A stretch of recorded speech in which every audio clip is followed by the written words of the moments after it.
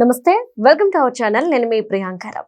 జగన్మోహన్ రెడ్డి గారు కూటమి మధ్య చిచ్చు పెట్టడానికి, కూటమిని విడదీయడానికి నానా ప్రయత్నాలు చేస్తున్నారు.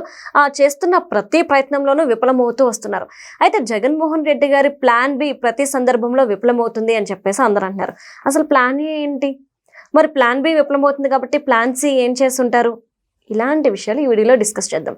సో ఈరోజు స్టూడియోలో మనతో పాటు సీనియర్ జర్నలిస్ట్ సిఎస్ రావు గారు ఉన్నారు. ఆయనతో మాట్లాడదాం. నమస్కారం సార్. నమస్తే సార్, అందరూ అంటున్నారు జగన్మోహన్ రెడ్డి గారి ప్లాన్ బి వర్కౌట్ అవ్వట్లేదు, కూటమిని విడగొట్టే ప్రయత్నం ప్రతిసారి విఫలం అవుతున్నారు అని చెప్పేసి. అసలు ప్లాన్ ఏ ఏంటి సార్? ప్లాన్ బి ఏంటి సార్? సో ప్లాన్ ఏ ఏంటంటే కూటమిని ఎదుర్కోవాలి, కూటమిని వీలున్నంత వరకు ప్రజల్లో డ్యామేజ్ చేయాలనే ప్రయత్నం చేస్తూ వచ్చారు డే 1 నుంచి కూడా. చంద్రబాబు నాయుడు గారు ముఖ్యమంత్రి అయినటువంటి 2వ రోజే ఢిల్లీ వెళ్ళి రాష్ట్రపతి పాలన పెట్టాలి, రాష్ట్రంలో లా అండ్ ఆర్డర్ దెబ్బతిందని చెప్పి అక్కడ పోయి ధర్నా చేశారు. ఆ తర్వాత అది వర్కౌట్ కాక ఇక్కడికి వచ్చారు. ఇక్కడికి వచ్చిన తర్వాత కూటమిని ఇలా అయినా ఇబ్బంది పెట్టాలనే ఉద్దేశంతో ఆయన ప్రజల్లోకి వెళ్ళండి, మీరు మనం చేసిన మంచి బతికే ఉంది, ఇంకా ఆ మంచిని చెప్పండి, మన వైపు ప్రజలు ఉంటారని చెప్పి చెప్తే క్యాడరు లీడర్లు జనంలోకి వెళ్ళలేదు. అనేక పిలుపులు ఇచ్చారు. ఈ 16 నెలల పరిపాలనలో ప్రతి సందర్భంలో కూడా వైఎస్ఆర్ కాంగ్రెస్ పార్టీ నిరసన కార్యక్రమాలకి పిలుపునిచ్చారు. జగన్మోహన్ రెడ్డి గారు ప్రతి మంగళవారం బుధవారం తాడేపల్లి వస్తుంటారు. తాడేపల్లి వచ్చిన ప్రతి సందర్భంలో ఏదో ఒక టాస్క్ ఇచ్చి వెళ్తారు.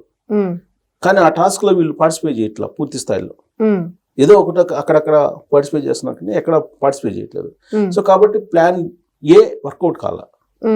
సో ప్లాన్ బి వేశారు. ఏంటి ప్లాన్ బి అని అంటే, ఈ ప్రభుత్వం మీద ఏదో ఒక రకం బదనాం చేయాలని అంటే మెడికల్ కాలేజీలు పీపీపీ మోడ్లో నిర్మించడం అనేది ప్రైవేట్ వాళ్ళకి ఇచ్చేయటమే అని చెప్పి ప్రచారం చేయమని చెప్పారు. దాంతోపాటు అది వర్కౌట్ కాలేదు పూర్తి స్థాయిలో అనే ఉద్దేశంతో నకిలీ మద్యం అనేదాన్ని ఒకదాన్ని తెర మీదకి తీసుకొచ్చారు. ఈ 2 అంశాలు తీసుకొచ్చి ప్రయత్నం చేశారు. కూటమి ప్రభుత్వాన్ని ఖచ్చితంగా డ్యామేజ్ చేయాలి, లేదంటే బదనాం చేయాలనే ఉద్దేశం జనరల్గా ఏ ప్రతిపక్ష పార్టీ అని చేస్తుంది. కాకపోతే ప్రతిపక్ష పార్టీ నిర్మాణాత్మకంగా వ్యవహరిస్తే సమాజానికి ప్రజలకి లాభం. ఖచ్చితంగా ప్రతిపక్ష పార్టీ నిర్మాణాత్మకంగా వ్యవహరిస్తుంటే మీడియా కూడా సహకరించాల్సిందే. కానీ పీపీపీ 3 అనేది దేశవ్యాప్తంగా అది ఆమోదయోగ్యమైనటువంటి పద్ధతి.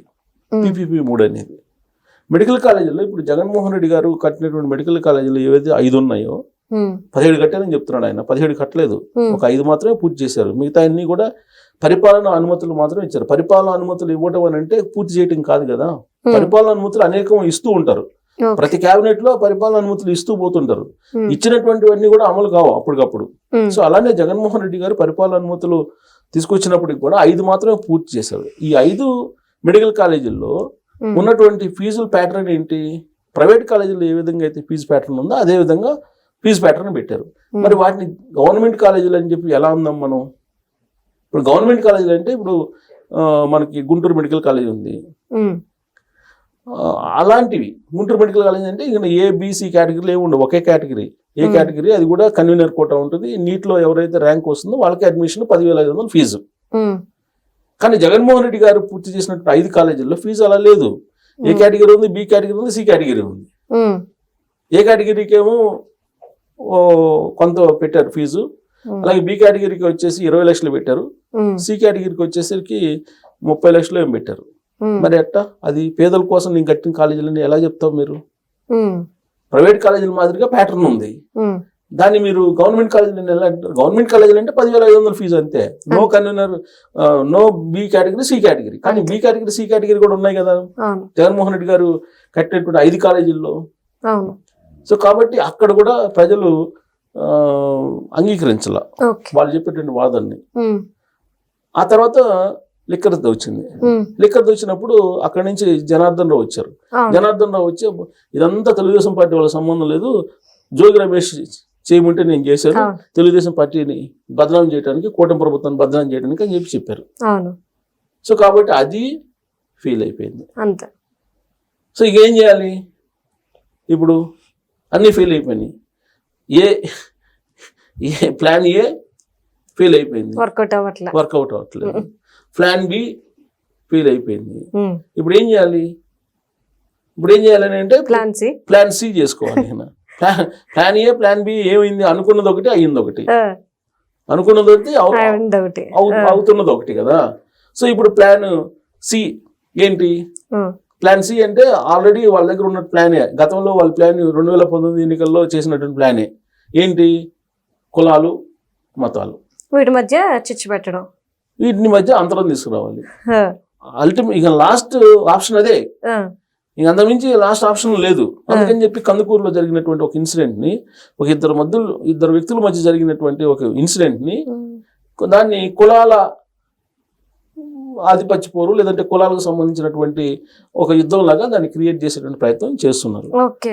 అక్కడ కాపు కులానికి సంబంధించినటువంటి ఒక అతన్ని, కమ్మ కులానికి సంబంధించిన ఒక అతను చంపేశాడు, హత్య చేశాడు. ఇమీడియట్ గా కేసు కట్టారు, అతన్ని జైలుకి పంపించారు. ఆ కేసుని కమ్మ కులస్తుడు కాపు కులస్తుల మీద ట్రాక్టర్ పెట్టి తొక్కిచ్చేసి చంపేశాడు అనేది వాళ్ళు చెప్తున్నటువంటి. వాళ్ళు అక్కడికి వెళ్ళేసి దాన్ని ఒక 2 కులాల మధ్య ఒక పెద్ద యుద్ధం అన్నట్టుగా క్రియేట్ చేసే ప్రయత్నం చేస్తూ ఉన్నారు. చేస్తూ ఉన్న సమయంలో ఇప్పుడు ప్రభుత్వంకి సంబంధించిన ప్రతినిధులు కూడా వెళ్ళారు. నిన్న మంత్రి నారాయణ గారు వెళ్ళారు, అక్కడ లోకల్గా ఉండే లీడర్లు వెళ్ళారు, అందరూ వెళ్ళారు. వెళ్తే ఆ కాపు కులానికి సంబంధించినటువంటి ఎవరైతే ఉన్నారో చనిపోయినటువంటి అతని భార్య సతీమణి, ఆవిడ దీన్ని దయచేసి మీరు కులాలకు సంబంధించినటువంటి కుంపటిలాగా మీరు రాజేయమాకండి, ఇది కులాలతో సంబంధం లేదు, వ్యక్తిగతంగా ఉన్నటువంటి విభేదాల కారణంగా జరిగింది ఇది, మీరు దీన్ని కులాలకు ఆపాదించొద్దు అని చెప్పి ఆవిడే వేడుకున్నారు మీడియా ముందుకు వచ్చి. అయినా కానీ దాన్ని కులాల కోణంలో తీసుకెళ్లాలనే ప్రయత్నం చేస్తూ ఉన్నారు. మరి ఇది ఇప్పుడు జగన్మోహన్ రెడ్డి గారు ఇవాళ మీటింగ్ మంగళవారం కదా వచ్చారు, బెంగళూరు నుంచి వచ్చారు, లండన్ నుంచి నిన్న వచ్చారు. నిన్న వచ్చిన తర్వాత వాళ్ళ మంగళవారం వచ్చారు. ఇలా ఇప్పుడు అత్యవసర మీటింగ్ పెట్టుకున్నారు. నాకు తెలిసినంత వరకు జగన్మోహన్ రెడ్డి గారు కందుకూరు వెళ్తారు, వెళ్ళే అవకాశాలు ఉన్నాయి. ఎలా వెళ్తారు, ఆవిడ వద్దంటున్నారు. దీన్ని రాజకీయాలతో సంబంధం లేదు, ఇది మీరు రాజకీయాలు పోలవద్దు, కులాలకు సంబంధించినటువంటి ఒక యుద్ధం కింద దీన్ని మీరు తీసుకురావద్దని చెప్పి ఆవిడ వేడుకుంటున్నారు. కానీ వెళ్తారు. ఎందుకు వెళ్తారు, ఇప్పుడు మీ ఇంటికి ఎవరైనా వస్తానంటే వద్దంటారు ఎవరైనా? నేను వస్తానండి మీ ఇంటికి మీకు కదా అన్యాయం జరిగింది, నేను పలకరించడానికి వస్తానంటే వద్దంటారు కదా. సో బహుశా నేను అనుకోవటం ఇవాళ మీటింగ్ లో కందుకూరు వెళ్ళడానికి ప్రయత్నం చేస్తారు జగన్మోహన్ రెడ్డి గారు. ఎందుకు, ప్లాన్ ఏ అయిపోయింది, ప్లాన్ బి అయిపోయింది, ప్లాన్ సికి వచ్చారు. ఇప్పుడు ప్లాన్ సి ఏంటి, ఇప్పుడు కులాలు మతాలు 2019 చేసింది అదే కదా.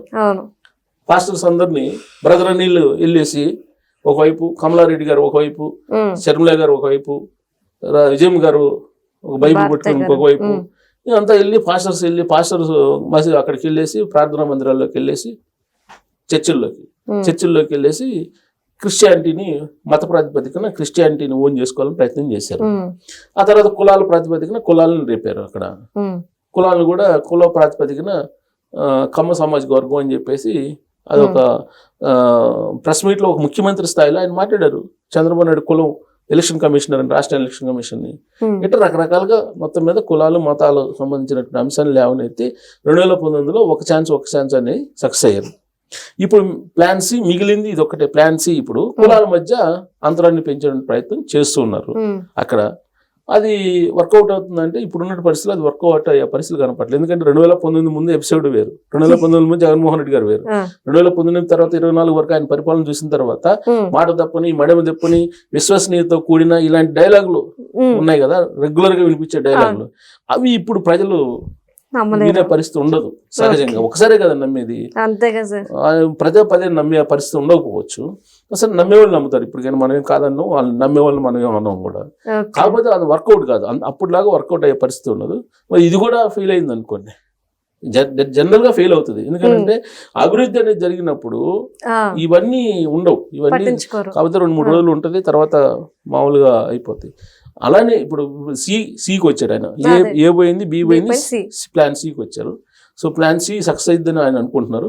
బట్ అక్కడ ఉండే పరిస్థితులు సక్సెస్ అయ్యేటువంటి పరిస్థితులు కనిపించట్లేదు. ఆల్రెడీ ఫెయిల్ అయిపోయిందని అనుకోవాలి సార్, ఎందుకంటే ఆయన భార్య చెప్పేసింది కదా, అరే బాబు రాజకీయాలు చేయకండి అని చెప్పేసి. ఇంకా ఆల్మోస్ట్ ఫెయిల్ అయిపోయినట్టే 90%. అంతే. అంటే కాకపోతే ఆయన వెళ్తే పార్టీ పరంగా కొంత 2-3 రోజులు చర్చ అయితే జరిగింది అంతే. అది కూటమిని ఎడగొట్టడానికి ఇది ఒక అస్త్రాన్ని ఉపయోగించుకోవాలని చూస్తున్నాడు ఆయన. ఇప్పుడు ఏదో రకంగా కూటమిని ఎడగొట్టాలి. అంతే. కూటమిని ఎడగొట్టాలి అనేటువంటిది నడుస్తుంది. ఉమ్, అది ఇప్పుడు అక్కడ జరిగినటువంటి మర్డర్కి పవన్ కళ్యాణ్ గారికి ఏం సంబంధం? ఇప్పుడు అక్కడ కాపు అతన్ని హత్య చేశారని చెప్పేసి ఉమ్, పవన్ కళ్యాణ్ బాధ్యుడు అని చెప్పి పవన్ కళ్యాణ్ కారణంగానే ఇది జరిగిందని చెప్పి అమ్మటి రాంబాబు లాంటి వాళ్ళు విమర్శిస్తున్నారు. ఉమ్, ఇప్పుడు మరి ఈ కూటమి అధికారంలోకి వచ్చిన తర్వాత కమ్మ సమాజ వర్గాలను హత్య చేశారు, అవును. చాలా మందిని హత్య చేశారు. మరి ఆ హత్యలన్నీ కూడా చంద్రబాబు నాయుడు చేయించినట్ట. సో ఇవన్నీ రాజకీయంగా రాజకీయం చేయొచ్చు, కొన్ని సంఘటనలు రాజకీయ కోణం నుంచి చూడకూడదు. ఉమ్, సమాజ శ్రేయస్సు, సమాజం గురించి ఆలోచించే వాళ్ళు అంత దారుణంగా ఆలోచించరు. ఓకే. దాని సమాజ కోణం నుంచి ఆలోచించినప్పుడు వాళ్ళిద్దరూ మధ్య వ్యక్తిగతమైన విభేదాలు ఉండి జరిగింది, ఉమ్, అంతే తప్ప దానికి కులాల రంగు పులిమేసి ఇప్పుడు కూటమి ఎడగొట్టడానికి అనే పవన్ కళ్యాణ్ చంపించాడు అనే యాంగిల్లో వాళ్ళు ఫోకస్ చేస్తారు. ఓకే. సో కాబట్టి అంటే ఇదేదో పవన్ కళ్యాణ్ గారు దాని మీద రియాక్ట్ అయిపోయి కూటమి నుంచి బయటకు వస్తాడనేది వాళ్ళ ఆశ. ఆయన ఏం చెప్తున్నాడు క్లియర్ గా, కూటమి 15 ఏళ్ల పాటు, మరో 15 ఏళ్ల పాటు కూటమి ఉంటుంది, ఉమ్, మీరు ఎన్ని రకాలుగా మీరు ప్రయత్నం చేసినా అని చెప్పి ఆయన చెప్తున్నాడు. అంతే. అందుకే వాళ్ళు చేస్తున్నది ఒకటి, జరుగుతున్నది ఒకటి. సో అదే సినిమాలు చెప్పినట్టు అయినది ఒకటి, అనుకున్నది ఒకటి, అయినది ఆ పరిస్థితికి వచ్చింది. Okay, right. Thank you so much sir. Thank you.